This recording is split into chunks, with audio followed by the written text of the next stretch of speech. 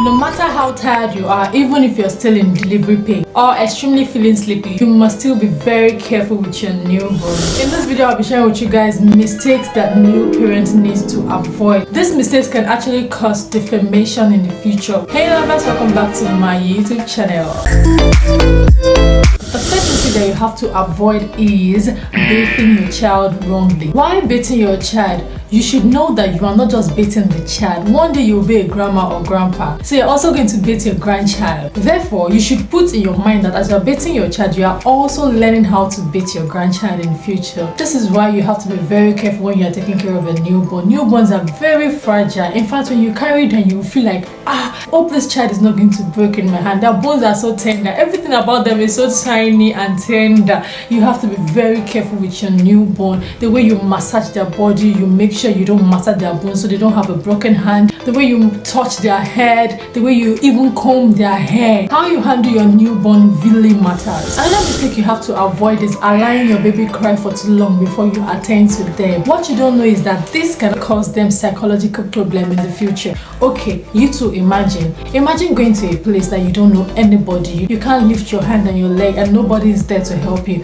That is how a newborn is in our world. They are still trying to assimilate. They cannot tell which is which. They don't know how to raise their leg up. They don't know how to talk. They are helpless, if we could say it like that. So imagine you now leaving them. All they could do is crying. When they are crying, all they want is you. I know it is tedious for you to have to figure out what they really want at that point, but you just have to try. You have to let go. You may be tired or still feeling sleepy, but you have to let go of whatever it is that you're doing at the moment and go attend to them. Don't allow them cry for too long. You create fear in them by doing that, and you start losing milestone of actually bonding. If you notice, whoever actually attends to a child first, the moment they start crying, it's actually the child's favorite. That's why it always looks as if it is the mother that the child loves more than the father, because every time a baby cries, you realize that the mother would run towards the child. Maybe because they have to give them breast milk, but that is exactly why you can actually build confidence in them. They can be rest assured that whenever I cry, this particular person will come for me and come take care of me. The truth is, in reality, nobody should be for your child more than you as the parents. You are supposed to be their first fan. Another mistake parents make is whenever their children babble back, especially when newborns start babbling, you begin to feel like, oh, this noise is disturbing me, and you are just shutting them up. Don't shut them up. This is the time where they are beginning to express themselves. Allow them babble back, because this will help them express their emotions in future. Babble back to them. It encourages them to talk. Explain things to them carefully. They can hear you. They may not be able to understand you, but they can hear what you are saying. Another mistake new parents make is they try to finish what they are doing before they attend to their child.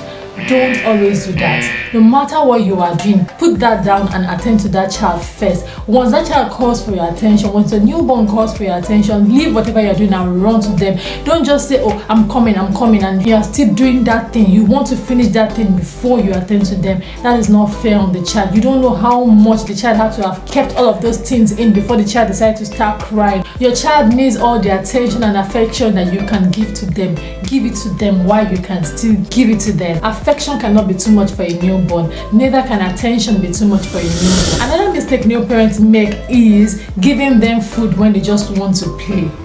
Newborns know what they want. They might not be hungry, but because you don't want to play with them, then you just put food in their mouth so that they keep shut. Don't do that. If they want to play with you, play with them. Create time for play. Don't be on your phone from morning till night, chatting with who, watching who, social media, all of those things. Leave social media alone and give your child the attention. Play with them. Be a baby. Act like a baby with them, not adults. They don't know what adults do. They are not grown yet, so don't force them to be adults. Don't be like, keep quiet, you talk too much, or keep quiet, you shout too much. Instead, give them the time and attention. Let them be a baby. You and I know that when we become adults, there is no longer time for a lot of things. So why rush the babies to become adults all of a sudden? Leave them, let them grow in their own pace. Another mistake parents make is comparing their children's growth with other children. Oh, my child is not eating yet, so person's child is eating. My child is not walking yet, so person's child is walking. Come on.